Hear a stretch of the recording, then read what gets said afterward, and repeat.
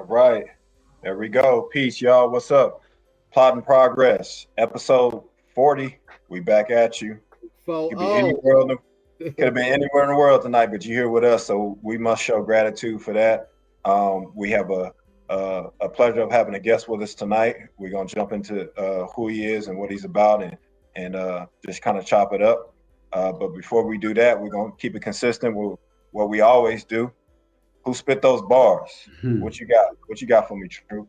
Who spit them bars tonight? Yeah, indeed. So yeah, Rakeem, as Bilal was explaining to you earlier, this segment we just spit some bars that are aligned with the mission and what we deal with, and you're gonna get the first guess at it. And I think you might get this because based on your name and the name of your platform, I think you might get it. All right. I live, I die, I organize. Everything I do is revolutionize. I build what's good for the whole damn hood. Study G's like these, I really think you should. I study Malcolm Garvey Huey. Malcolm Garvey Huey. Ah man, that's dead prayers, man. That's one of my favorite joints of all time. So yeah, absolutely, I just have to do that one because it's Huey P's born day. You know what I'm absolutely. saying? So just to pay homage to one of the great ones. Like everybody watching right now, it's delayed when the episode comes out, but the day we're recording this is Huey's born day on the 17th. Okay, what joint is that? What song is that? Malcolm Garvey Huey. All right. All right, y'all. So, hey, y'all gotta go check that one out. Yep. A banger. Video is fire too. Okay, I actually haven't seen the video, so I may check that out for video myself. dope. Kyla, what's going on, man? That song is old. I haven't seen the video, bro. I know the song, but I haven't seen the video. So I'm gonna check that out, man. You know how that go sometimes. But hey, so with that being said, let's get into a quick recap, man. We fresh off of episode 39, which was, man, that episode 39 was a big one for me. I wasn't actually on that session, but it was powerful, man. I was very moved, very inspired by Bria Baker. Shout out to her. Check out the book, Rooted. Get your copy, Grassroots Bookstore, or you can go to briabaker.com, go directly to the source. But considering where that conversation went, and you were actually on that particular session, True, what is your reflections on that particular episode? Yo, just Rakeem, when I build with cats a lot, I'm always talking about how capitalism is like a thorn in the side of black folk. And so every time we get a guest on the show that reiterates what I like build with, like my son and the youth or people who come around, it just validates and reinforces some of these things that I tell people. And she got really into the root of the problem with that. And she talked about ways that, our people get their land taken away from them. Something she mentioned was eminent domain. And, out here in Arizona, the light rail was something that the government used eminent domain as a legal way to, take property from people. What I'm saying? I did some research after the show and I saw that there was this one cat, I think his last name was Garrett. They tried to impede on his property and, he went to court. He got $3 million, but it usually doesn't turn out that way. And a big way that hip hop started was when they tried to build where they built a freeway that went through the heart of the Bronx and decimated the whole, the whole projects and everything. And that's where hip hop kind of was birthed from, you know what I'm saying? So it just shows that, no matter what they try to destroy of ours, we always are the roads that grew out of concrete. We find a way to overcome, you know what I'm saying? So it don't matter what they do. It's we always going to be here. The cream rises to the top, you know what I'm saying? And so those were some reflections I had on the episode. Kylan, Bilal, did you get a chance to check it? Yes, sir, man. Powerful. Definitely. I want to also get that book and dive deeper into it. Her understanding is a brilliant sister, man. Sister Bria Baker. You said briabaker.com? Indeed. Yeah. So y'all check that out as well. I haven't had the opportunity, like I said, to read that book, but I definitely checked out the episode, and it's powerful, episode 39. But let's jump into episode 40. We do got Rakeem Shabazz of Wise the Dome TV here with us. Can I say one thing real quick? Just one thing, sir. not I actually just put that book in my cart like 2 or 3 days ago. It's crazy how things happen, right? And no such thing as coincidences, man. So I'm definitely gonna pull the trigger on that, get that, and watch episode 39 tomorrow. And what's interesting as well is I just picked this up and I was reading.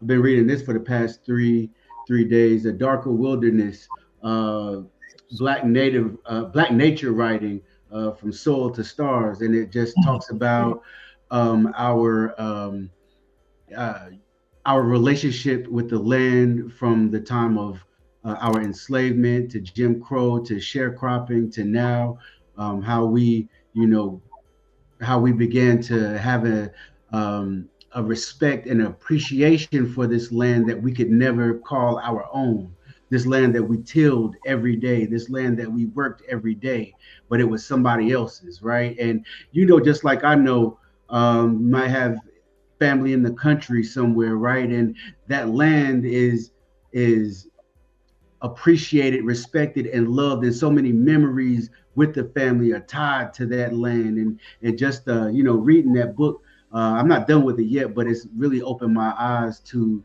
just you know the the aspect of our oppression that involved our relationship with the land, a land that we could never own, a land that we could never have any rights to.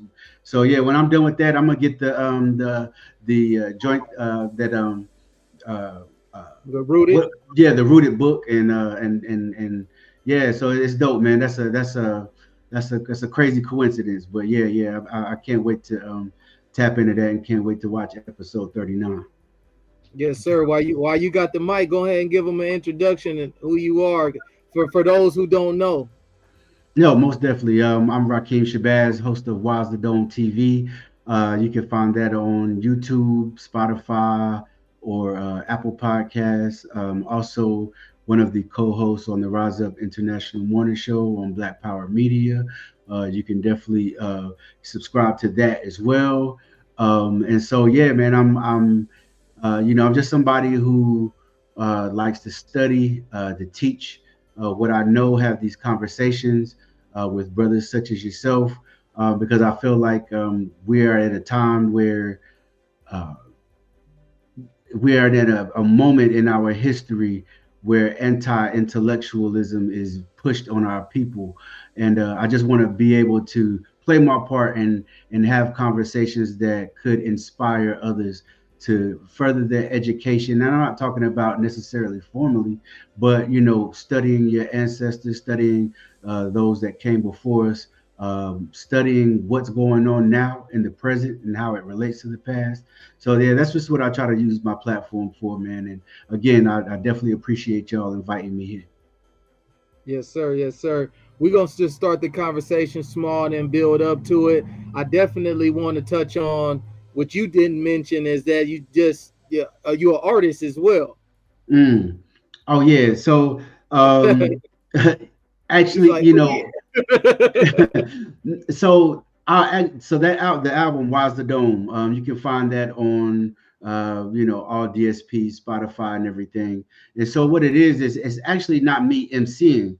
It's me executive producing an album with other MCs on it. And the way that kind of came about was I started Wise Dome TV about 3 years ago, and I was running into a lot of um, indie artists that I felt like were extremely talented, and you had these big platforms that were not interviewing them. You had, unless you were talking about, I guess some drama that you had or a case that you were fighting. A lot of these big platforms didn't want to have anything to do with them, and I was like, yo, it was a point in time where even before I met them, I had gotten to a point where I felt like I was somewhat disgruntled with hip hop, right? Because I wasn't understanding where to look for where the new guys were coming. I was just kind of going off of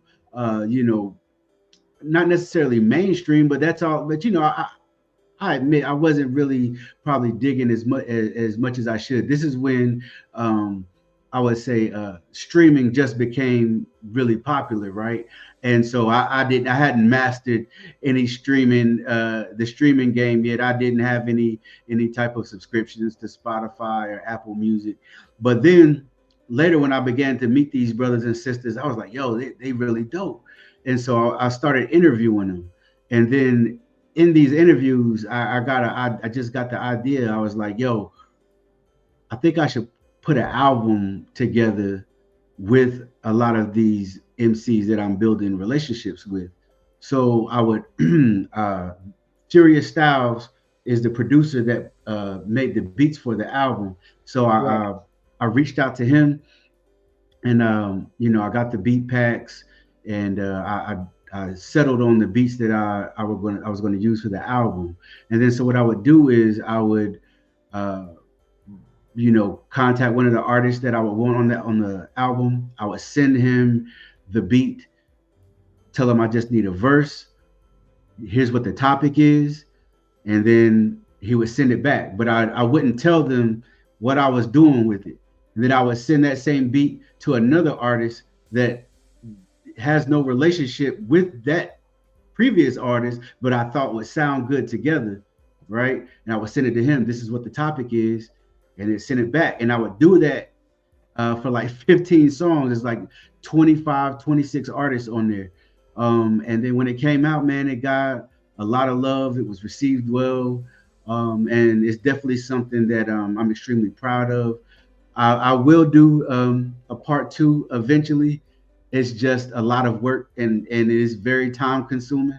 And so when I get a little bit more free time, I will start working on part two.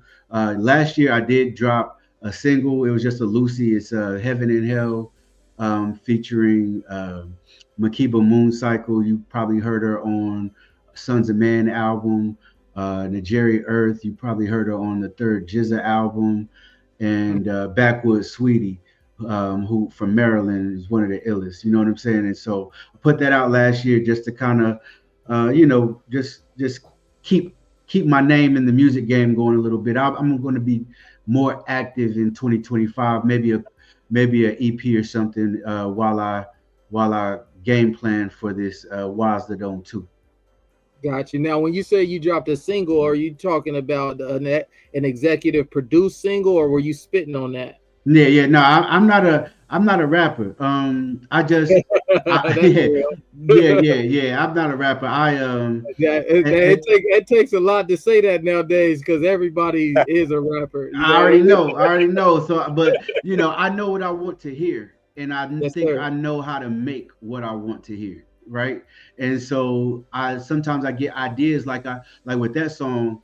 I wanted to make a posse cut of all women that could spit and had knowledge of self, right? And so that's how that single came about. Yes, sir. Yes, sir. Man, so when you get that next beat pack, definitely shoot something my way. Oh, I got you. I already got you written down, and yes, sir. Yeah, absolutely. I already got you written down in because that's what I do. I kind of write the plans down, who I'm going to reach out to, and you're definitely one of them. So I definitely got a beat pack for you. Indeed. All right, Lon, I got a question. Yeah. So, and I was sharing with y'all brothers as well. Recently I was watching this documentary with my daughter, and it's basically chronicling the Great Migration of Black Americans. And it's like a 3-episode series. It's facilitated and narrated by Henry Louis Gates. And one thing that I picked up from that, many things, but one of the things was how intellectually invested we were, our demographic was as a people.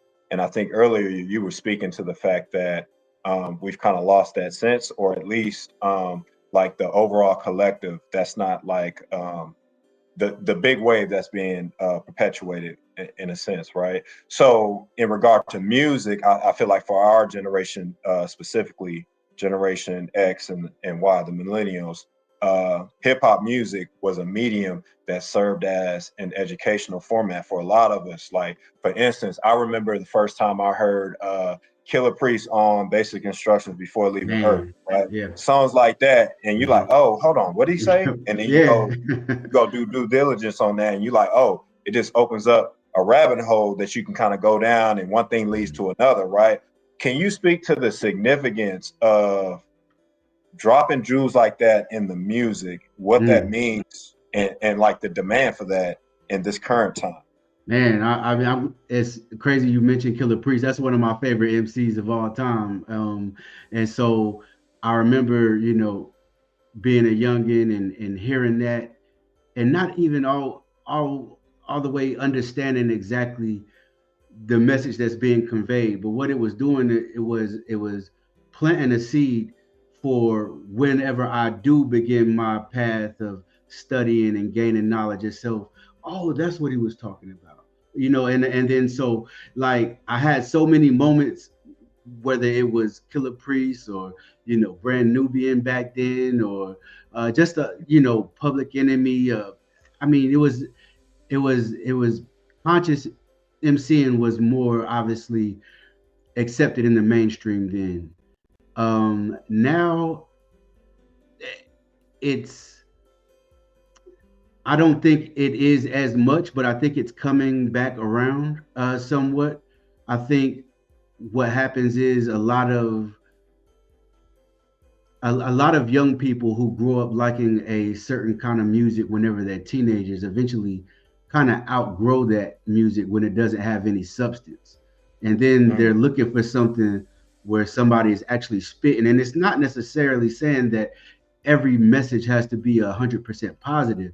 Even if you're talking about the streets, be for real about it though. You know what I mean? Like whenever we were growing up, you had artists like Scarface and Pop who, if they talked about streets, the streets, they're also talking about the prison sentence that could possibly come with it, the early death that could possibly come with it, being paranoid, having a different type of quality of life because of how you're living, even whenever you have money, the consequences, absolutely. And so I think right now we're at a stage where I think we're coming back to that. We're not all the way there yet. It's kind of interesting whenever you look at the battle, the Drake and Kendrick battle, symbolically and metaphorically of what it could mean for some Oh, brother, people. come on, man. You know what I'm That's heavy. saying? The pop artist with not much substance versus somebody who cares about the art, whose music has layers to it, whose music has thought-provoking lyrics to it, right? And it seems like metaphorically, like this is what I took from the battle, and I feel like the people have kind of responded and said that this is what they prefer, right? And so I just hope that this battle becomes a catalyst, because we even saw, after the battle, people like Joey Badass throwing their hat in there, but it was all about lyrics, right? It was all about spitting. It was all about the art. It was all about the art of MCing. And I think it's coming back. We just gotta be patient. We gotta keep promoting the guys who are spitting, promoting the guys who are putting thought-provoking records out. We continue to do that. I think it's going to come back around to it being more of the norm again. Yeah, indeed. Well stated. Go ahead, True. Oh man, brother, you done said it all, brother. I mean, man, I appreciate you. And I really feel that I've listened to your platform before. You said Black Power Media. I'm pretty sure I heard your show before. You mentioned the Jerry Earth. She used to be married to my partner, Sarah Understanding. He did a couple of things for me back in the day. Dope. And she one of the dopest Small albums. world, ain't it? You know what I'm saying? She was on me with the soul and whatnot. Yep. But when you talk about them 25 female MCs, I think is what you said, was Cyrock happen to be one of them? No, I wanted that to happen. I couldn't make that happen at that time, but I definitely hope to rock with Cyrock one of these days. I actually got a chance to see her perform last year. That Sharecropper's Daughter album, and that's an amazing piece of work. You know what I'm saying? And I was able to get a vinyl autographed from her. So, you know what I'm saying? I definitely am a big fan, and I will get her on a record one of these days. What my question would be, man? I see your name, Rakeem Shabazz, Why Is It On TV? I want to know, how did you come up with that name, Why Is It On TV? And were you born into that name, Rakeem Shabazz, or was that something that you undertook? And if so, why? Yeah, absolutely. That was something that I undertook whenever I um, so when I was younger, I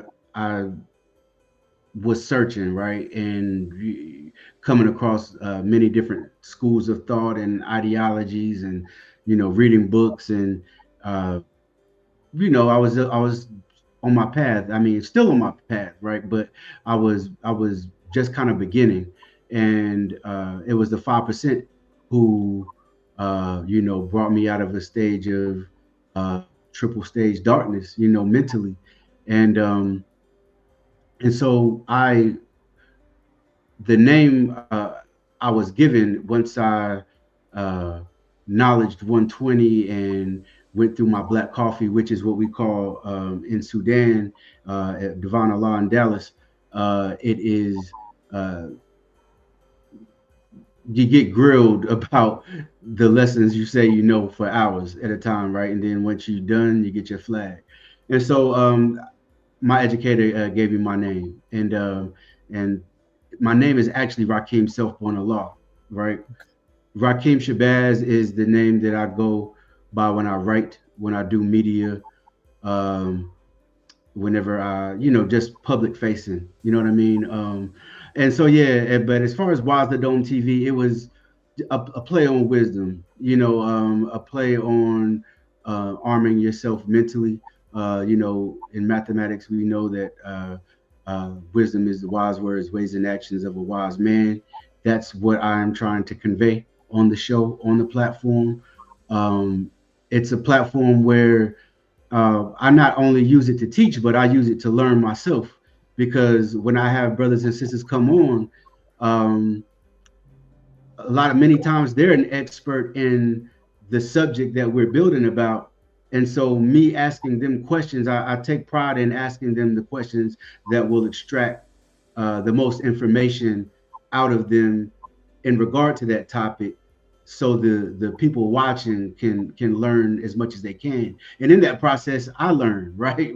um and so Why's the Dome TV, it was just the idea of uh, knowledge and wisdom, and our ability to apply it, our ability to converse, uh, how we speak with each other. I didn't want to have a show that was based well a show that when we communicated with each other in a manner that seemed like we were uncivilized, right?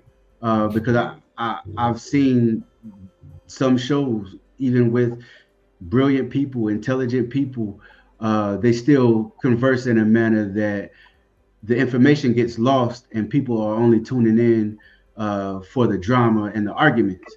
And I wanted to go in that opposite direction. And so that's where the name came from. Indeed, that's That's peace. dope. So we learned a little bit about what you're reading, your influence with music. You're a researcher, historian. I wanna go into a topic that's kind of out there right now when it comes to Pan Africanism versus foundational Black Americans. What do you feel about that? What's your take on that? I feel like the foundational Black Americans are antithetical to Black liberation. Whenever we look at our plight is international. It's always been international.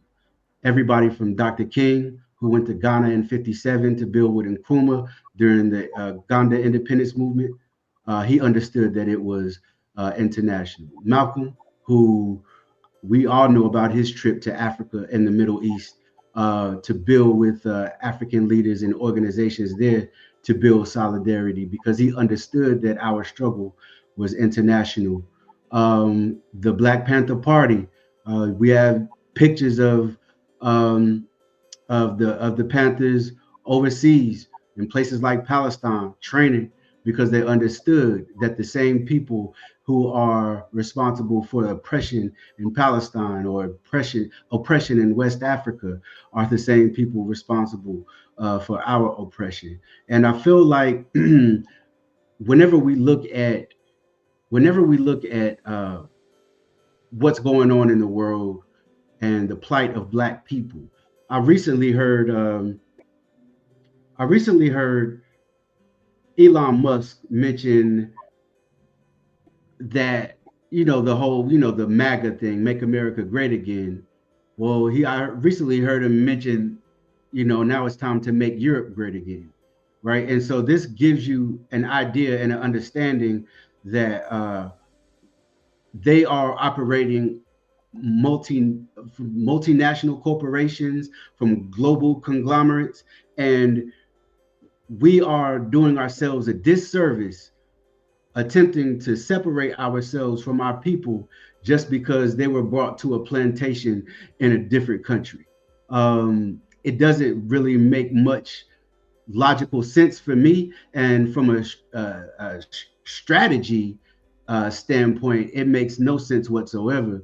We are willing to divide our army and fight somebody who is not dividing his army simply because somebody from a right-wing think tank uh, in Yvette Carnell tells you Pan-Africanism is dead. Tariq Nasheed picks this up, creates his little spinoff group, FBA, and now we have a movement of people who are going as far as denying the fact that they are even of African descent. We are dealing with confused people who don't understand the historical record and our Black liberation, our tradition. There's not many people that you can think of from Garvey, from Du Bois, uh, from Dr. John Henry Clark, uh, uh, Schomburg. We could just go on down the line on who didn't have an understanding that we are African people, and not only are we African people, our plight is an international one. When we look at what imperialism is, right? It's the and neo-colonialism. We're looking at these uh, Western nations, these multinational corporations that Elon Musk and these other billionaires operate in, and they're going into the places like Congo and extracting all the mineral resources and getting rich. They're over there destabilizing the economy in Haiti and making the native population using them as cheap labor. We're seeing this happen. This happens in Latin America. This happens in parts of Asia as well. These people think global, and plus, even outside of the political aspect of it, genetically, we may have a little bit more admixture than a continental African, but genetically we are African people. And even African people on the continent at this point, with all the colonialism that they have faced, have an admixture as well. A lot of them do, especially in places like South Africa, places in West Africa, Ghana, Nigeria.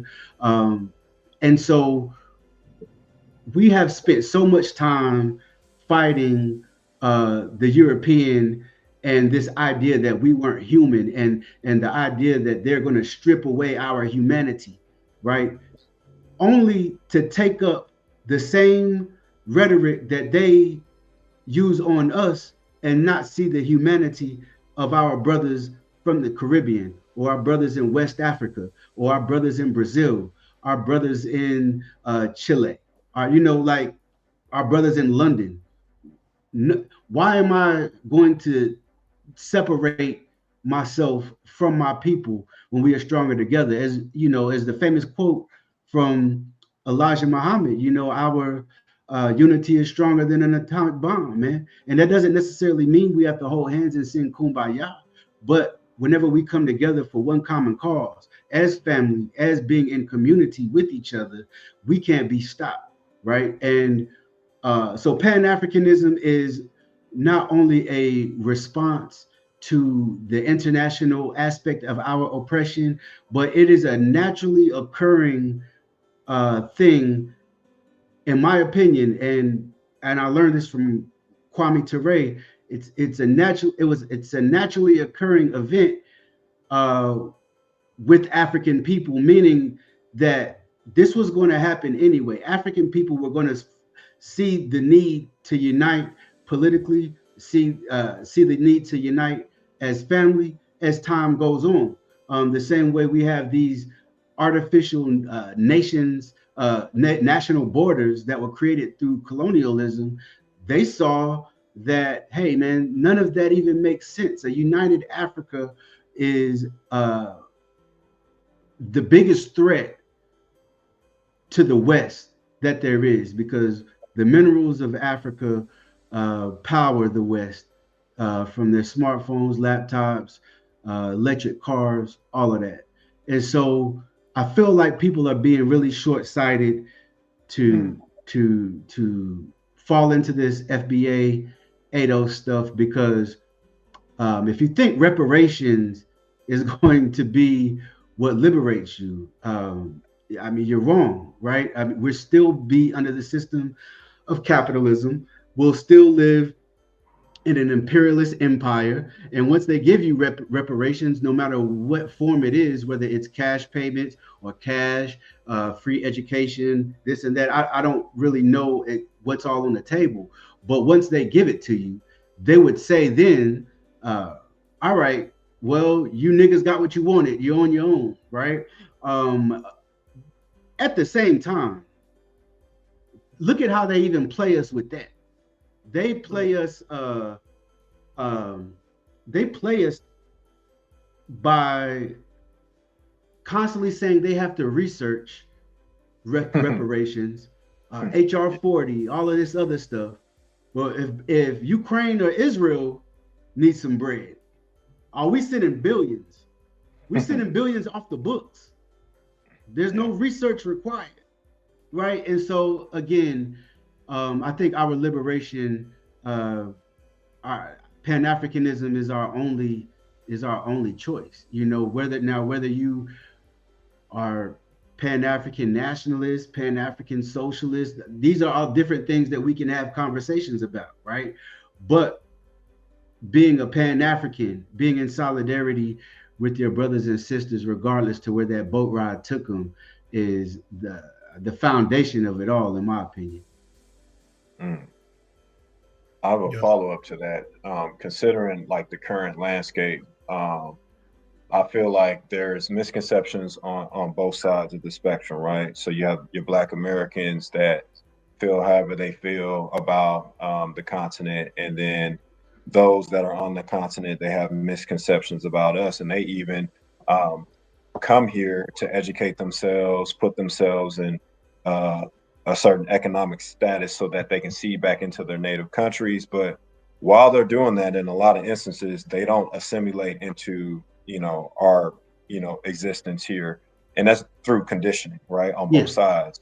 Right. So considering that and the need for a global alliance amongst the diaspora, what do you see that could serve as a vehicle or a mechanism to start to bridge these gaps? Because I feel like acknowledging our ancestry is one thing. Even visiting these places has its benefits, but I think it's surface level, right? I think in order for us to really forge the appropriate relationship, I think the level of interaction has to be much deeper than that, right? So is it an economic front, or is it some sort of other initiative that we need to consistently drive to, tear down some of the barriers that have been erected between us? And then does that even need to be scaled to that point? Is it something we need to resolve here amongst ourselves before we, aspire to do this on the continent? What's your thoughts about this? I mean, that's a great question. And you were right to point out this is on both sides. Is because of our conditioning. It's because of our history with enslavement, our history with colonialism, and so again, one thing though, I'm not always convinced that we are as divided as what people on social media may make it out to be, right? Because going to work, working with brothers might be from Jamaica, from Ghana, my brother might be from Cuba or something. It's all love, right? Like we build with people in our community as a part of our community. Now there might be some places that are more segregated, but where I'm from in the South is the Black community is normally just the Black community, whether you came from somewhere in Africa, whether you came from somewhere in the Caribbean.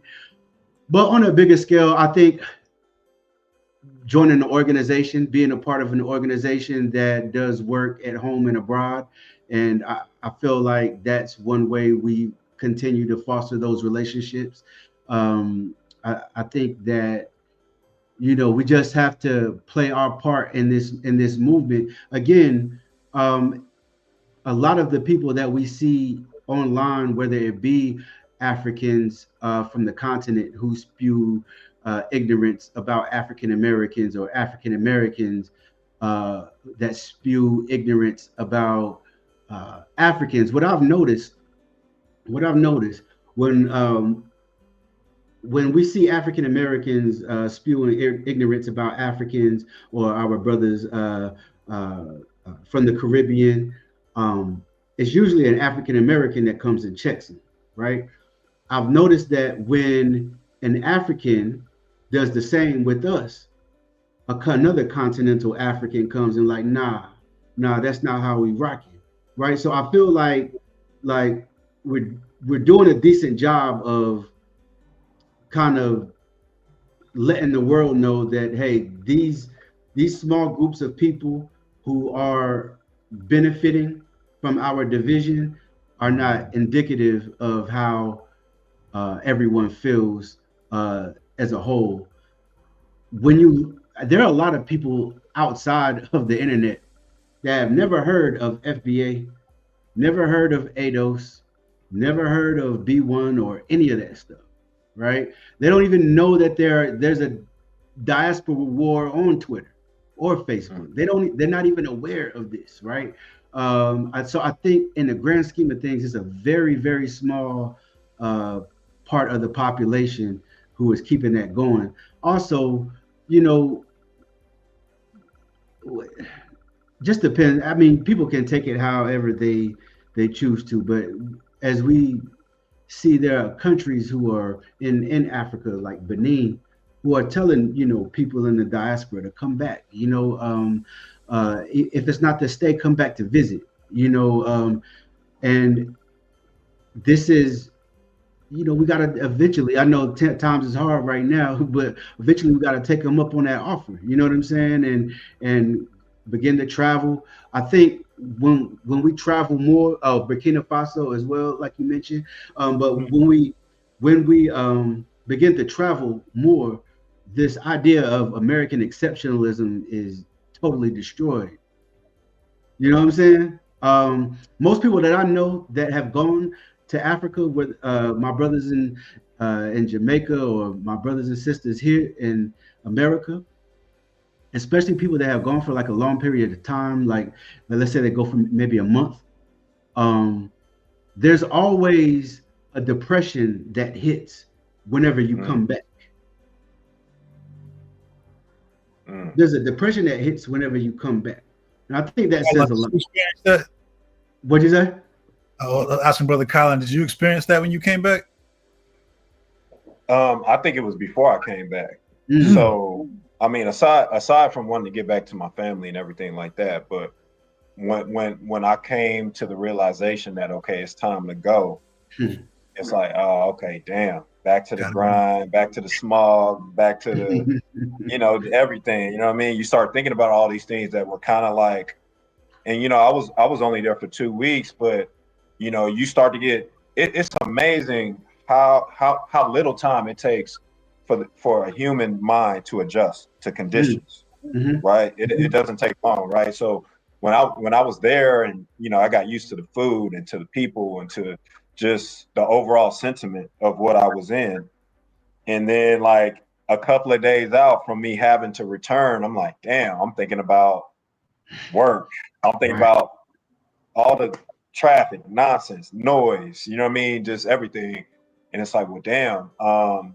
It really gave me a greater appreciation for some of the tools that I have at my disposal, number one. And then also, it gave me a better sense of how big the world is, right? I mean, the world is small, but it's also large in the sense that,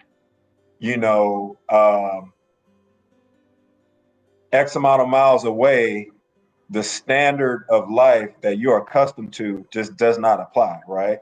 Right. So seeing that on TV is one thing, but being in it for an extended period of time was a game changer for me. And it just kind of sparked more imagination as far as like what I could be doing. And then when you are able to converse with people on a deeper level, right? It also validated what the brother said as far as people not necessarily understanding the context of our demographic on this land. Like I remember talking to people and they didn't necessarily understand what they probably perceive as underachievement in our modern times, considering what we have, until like very recently with like George Floyd and some of these other things. That those were global stories, right? And it actually served as a catalyst for some of them to actually do more research on us, to learn, to get a better perspective on what we're kind of dealing with. So I say all of that to say it's just a testament to what I was saying earlier about the barriers that are between us. And these barriers are not strong barriers. They're not fortified barriers. Right. They're more like veils, right? That we just got to pull back. You know what I mean? But until you approach that veil and pull it back, you don't see the other side, right? But it's not like it's a fortified concrete block wall or anything, like anything we really got to break through. I think it really just takes just deeper interaction amongst us. Yeah, I agree, and that's an amazing analogy. It's nothing fortified. It's simply a veil, and the more we learn about each other, the more we communicate with each other, build friendships, build community. Those veils begin to fall, So I definitely appreciate just even that giving us that analogy, because I mean it's very true. We are one people, man, and we have different cultural expressions with the same root. Man, I think, coming up in the 5%, man. You know what I'm saying? When you're around like Dominicans, Puerto Ricans, and all that, and when you talk about we are one people, anything that brings us together, that's what you want to go towards. Anything that divides us, that's what you want to stay away from. Brother, when I came up in the 5%, when I saw all these different backgrounds and everything, all I saw was black people. Facts. That's how amazing it was. You know what I'm saying? So when I see people talking about all this division with the FBA, and especially in hip hop now, with the whole controversy of the origins of hip hop and who was there, brother, because you said you Nas 120, if you don't mind, can you break down the answer to why does the devil call our people Africans? Because I feel like that all right there. Right. So yeah. So the idea of the devil wanting us to see that, or wanting us to think that we are all different. This idea. So I used to struggle with that degree, when I first got it, because I was like, yo, this don't even sound right, man. Like, you know what I mean? Like, but I feel like I was building with one of the young gods, and he kind of told me his understanding. And whenever we came over here, we weren't necessarily African. We were Igbo, we were Mandinka, we were Ashanti, and so that was one way to look at it. But another way, I just think that the message that Elijah was trying to get across was, um, don't let the national divisions keep you divided, right? At the end of the day, you are original people. As we go back to the knowledge degree, who is the original man, right? It doesn't say um, uh, uh, the Asiatic black man from New York, or you know, like it doesn't say any of that, right? And so again, I I get a lot of hot water sometimes over that degree anyway, because I ask people to this day how they see that, because I find that some have taken this to mean to have an anti-African sentiment, right? To, you know, the idea of we are Asiatic, right? And so whenever we look in Message to the Black Man, Elijah kind of explains what he meant by Asiatic, where he says that we are Asiatic from the continent of Africa. I'm not one that necessarily even uses that word Asiatic anymore, unless we're talking about the Asia being the body and the Attic being the mind. You know what I'm saying? But to take that literally, which some of our brothers have, they have developed an anti-African sentiment. Well, they're quick to tell you, no, I'm not African, I'm Asiatic, right? And so, that's a very important question that you asked me. It's just I don't necessarily know I have the best answer for it right now, because it's something that I still kind of look at sometimes and have to realize that that was written in a time where there was a big anti-African sentiment um, amongst our people, because being connected to Africa meant you were we were still fighting for our humanity. So we didn't want to be we had this the European taught us everything about Africa was savage. Africa had no history before enslavement. Africa has done nothing to put itself on the world stage, and a lot of this stuff was internalized by our people back then. You know, those lessons was written from 1930, you know, to 33, right? And so I'm not. I get in trouble sometimes because I'm not one that sees any of the brothers that came before us as infallible, and so I have, you know, questioned that degree. Why does the devil call our people African? Because um, I know how I interpret it, but I know how it's interpreted by some of our other brothers and sisters. And again, I have seen it personally create an anti-African sentiment, and I'm definitely not for that. Yeah, that's peace right there, man. So the conversation has really been based around like liberation and just breaking out of those chains. I do want to ask you, as we swing it back around, how important do you think on this land right now? How important is it for land ownership, and how big of a tool is that for our future and our liberation as a people right here in America and abroad? I should say. So I don't want to put your answer in the box. Let's just say, Yeah. how important do you think land ownership is for our liberation? I mean, that's a great question. I think, to be honest with you, I think that that's something that I'm still studying, right? I'm still, as far as as far as land ownership and its connection to our liberation, because we're getting to a point where I mean, I just feel like this nation is on fire, it's crumbling, right? And so what will land ownership even mean 25 years from now, right?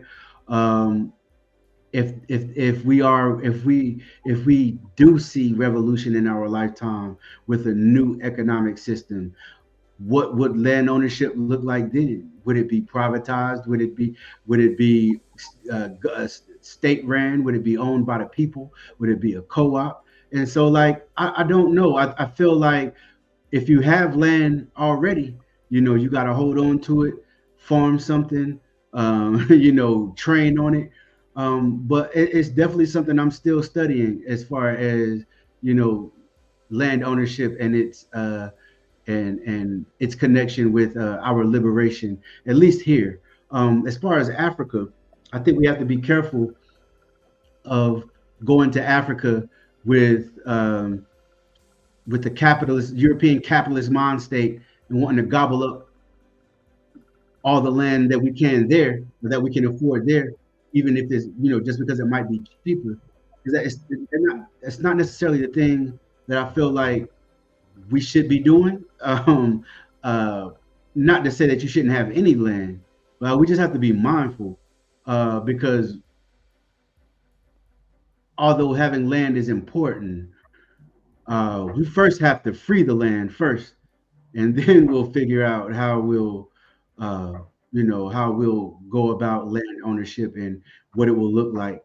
Right now, we're not sovereign. We don't have agency over our communities. We don't know. I mean, we kind of know what direction this nation is heading, um, and so it doesn't look like it's heading in a place where anybody's land is safe, let alone Black people. And so, again, it's something that I'm still pondering, but that's a great question. Hmm.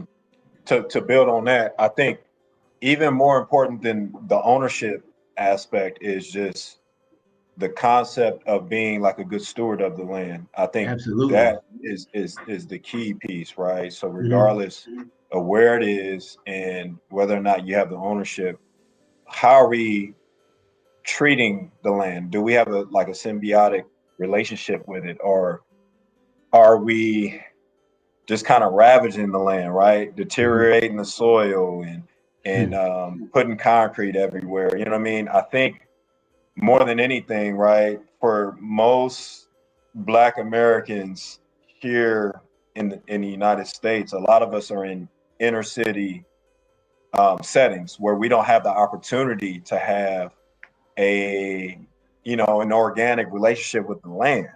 And I think when we have that exposure, it brings us closer to who we really are and how we're really supposed to interact Yeah. with the Mother Earth, right? There's all kind of instances in nature that serve as a direct representation of things that can heal us or certain interaction. Like, for instance, you look at a leaf in a light, it looks like our nervous system, right? Right. Right. There's different fruits you can look at, or vegetables, or just vegetation out there that directly resemble our biology, right? Hmm. So to me, that is a clear indication that we don't have a full understanding, or we've lost the understanding Yeah. of the relationship that we're supposed to have with our land. And for those that capitalize off of that, it's in their interest to keep us removed, right? Keep that Yeah. out of sight, out of mind of the masses. Hmm. And we pay for that in many instances, right? Because I think we just don't know what we don't know in a lot of instances, Yeah. right? And the people that do know or are aware of this stuff, they use it against us Yeah. in any manner that they can. And so I think, like, the initiative that our platform spearheads, it's about ownership, but it's more so about exposure, right? Hmm. Getting out of the inner city setting and just opening up, because it's a spiritual experience, or at least Yeah. I found that it is, and at least diversify yourself so that you can do both, right? You can operate in both settings. But I think the relationship with the land, and I think this was spoken to on the previous episode also, is something that our ancestors, and I mean our immediate ancestors, right? Hmm. Our grandparents, for instance, they were tapped in. and it was second nature to them. Where when you think about all the remedies or just all the stuff that to me I feel like is mostly lost in this current time. It didn't take long for that to get washed away, and we're paying for it every day. So we got to have that full circle moment to bring it back to some of those basics. And in a lot of ways, less is more, right? Things are so complicated now. It's like you overstimulated with all this technology, all these distractions, the typical routine that most of us have to navigate on a daily basis. We don't even get a chance to think about those, or even like grounding is another example, right? How many people are touching the soil, right? You could probably go weeks without touching the earth, right? You're always insulated. You got shoes on. You in and out of the house, the car, concrete pavements. So I think that's something that we just got to be conscious about. And I think it's in our best interest to reconnect.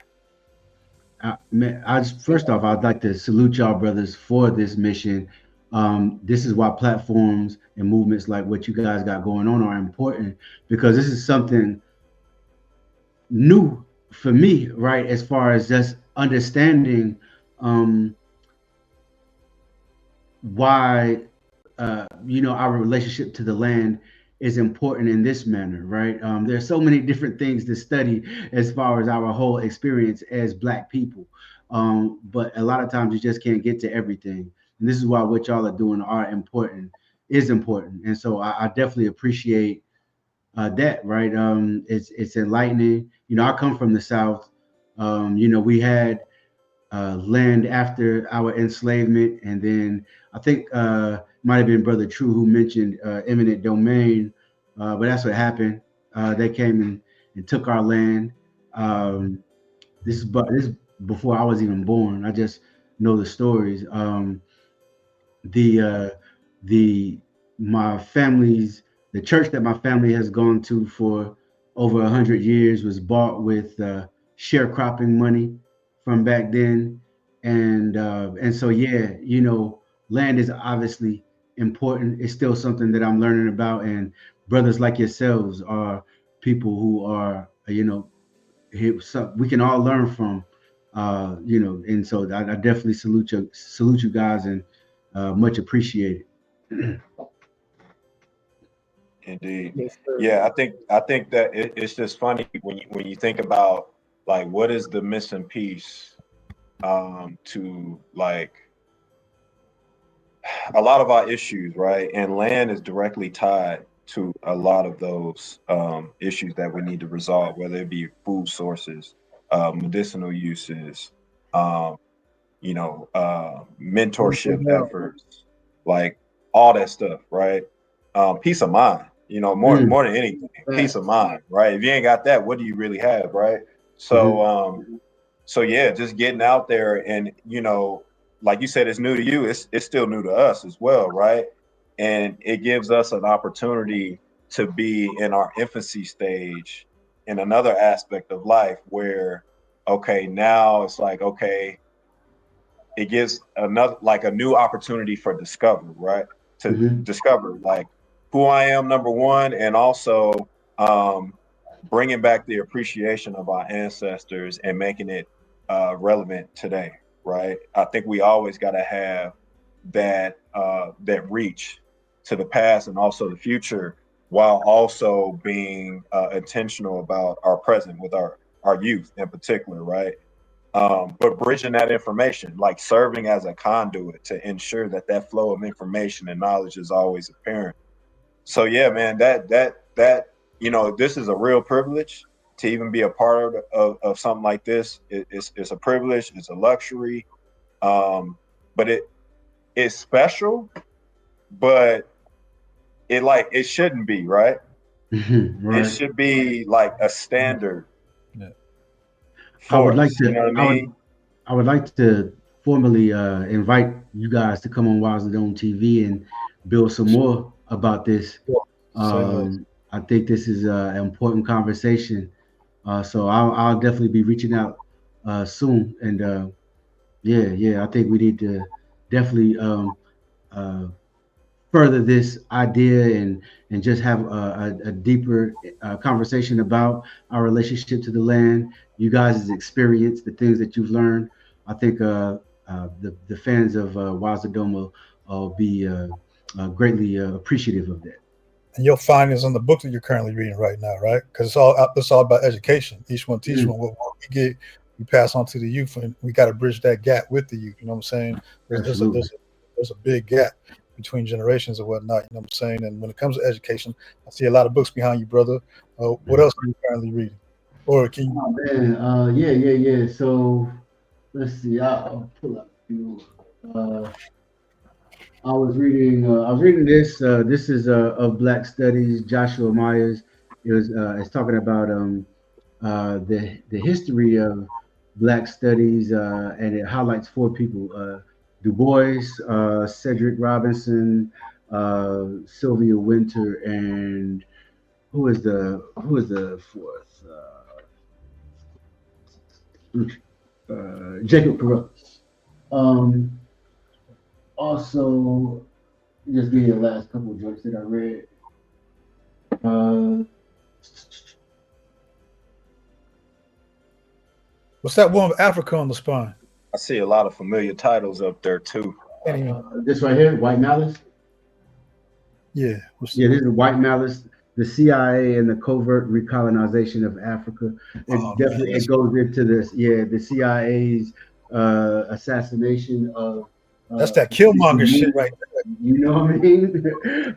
This one definitely recommend Dr. Kamal Rashid, Jacob Carruthers, and the Restoration of an African Worldview. And so, yeah, those are some of the things. I got a lot more over here. I just haven't organized them yet. So I'm trying to categorize the bookshelves. Yeah, it's been You don't a want to chore. see my place, brother. It's terrible. Indeed. Yeah, Before we close, let the people know how to catch up with you. Yeah, for sure. You know what platforms you're on and how can they reach you? Yeah, you get on social media. You can find me Rakeem Shabazz on Twitter. That's the only one I'm really active on at the moment. Wazadom TV is on YouTube, Spotify, and Apple Podcasts. Um, Black Power Media, the Rise Up International Morning Show. Go ahead and subscribe to Black Power Media on YouTube as well. And for the music, Rakeem Shabazz on Spotify, Tidal, Apple Music, all of your DSPs. Bad. All right, so let's get into these announcements, y'all. The growth spot. What we got coming up? Our next event, February 23rd. Correct me if I'm wrong. Am I off? Nope, Sunday, you're right. Okay, Sunday the 23rd.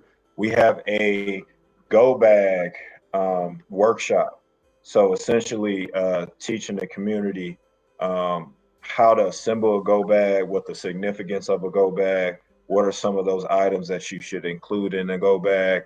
I believe that session is sold out, perhaps, or close to.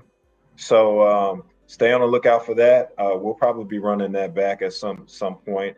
And then we also have the Get It Out the Mud workshop series. The first. Say again?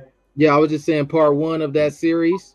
Yeah, part one of three. The first workshop is going to be composting 101, teaching you the significance of composting, which can serve as a vital tool or mechanism to help you grow your own food, garden, and things of that nature. And then we'll have a couple others.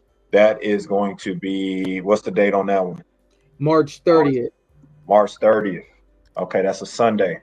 So be on the lookout for that one. And then we have the return of the Legacy Camp. That's going to be the weekend of May 24th through the 26th. What is the Legacy Camp? The Legacy Camp is an opportunity for young men to come out with us on the land, on our acreage, unplug from the inner city, put your hands in the soil, some sweat equity out there, camp. We have a good time, a lot of good activities. yoga, archery. We get into it. We breaking it down like that. Very good opportunity. We had the first legacy camp last year. It was a very good turnout. I think we had roughly 20 young men, and we had one of the young brothers came from the other side of the country. Man, he came from Baltimore to come rock with us. So anticipating that as well. So be on the lookout for the information for the legacy camp. This will be the second legacy camp, and then later on this year in October, we'll have the Let's Get Free workshop. In a nutshell, that is going to be a workshop that is centered on educating people how to acquire land without banks, without credit. So you definitely want to stay tuned to that. Yeah, Rakeem, we're looking forward to seeing you there. All right. Absolutely, man. And yes, indeed. I definitely appreciate you guys inviting me. This was a dope conversation. I appreciate what you guys are doing. Much respect to you guys, and I look forward to having y'all on Waza Dome TV, and I'll be the interviewer. And yeah, let's make it happen, man. But again, it's an honor to be on this show. So thank you. Yes, sir. Much appreciated.